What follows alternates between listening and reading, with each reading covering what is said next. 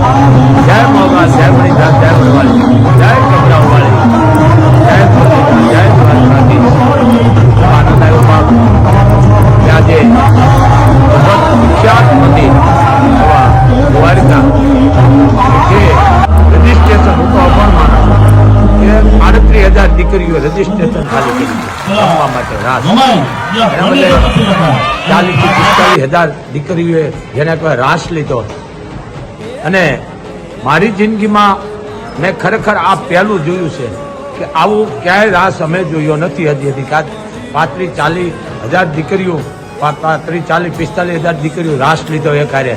આ મોટા મોટો જબરજસ્ત એક દ્વારકાની માલપુર ઇતિહાસ રચાણો છે. સમજી લેજો. ત્યાં ખુદ કૃષ્ણની જ હાજરી હોય. કસરત તો છે જ પણ એ હાજરી કૃષ્ણની જ હોય બાપ. પણ ધન્ય છે આહિરને, કારણ કે આયર અમારું મહાળ છે. સમજી ગયા ને?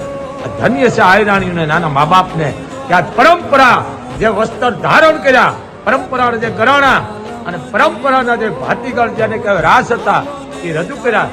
ધન્ય છે આહિરો, ધન્ય છે. કારણ કે અમે ચારણો છે હોય એવું બોલી, પણ તમે ખરેખર અગાઈ વિશ્વની માલ પર, ગુજરાત નહીં ભારતની માલ પર એક તમે જબરદસ્ત એને કહેવાય કે ઇતિહાસ રચ્યો છે આયરો. ધન્ય છે તમને, ધન્ય છે બાપ તમારા મા બાપને. 40,000-45,000 દીકરીઓ રાસ રમી. આ જિંદગીમાં મેં પહેલું વાર આ જોયું.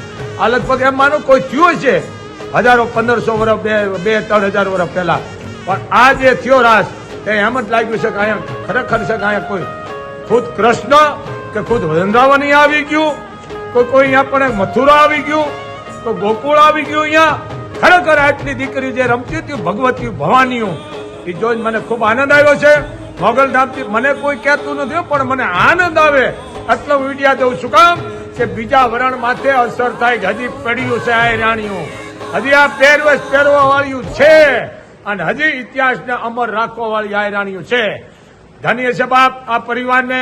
જય મુરલીધર, જય દ્વારકાધીશ, જય મુરલીધર, જય દ્વારકાધીશ. બોલ મોગલ માતની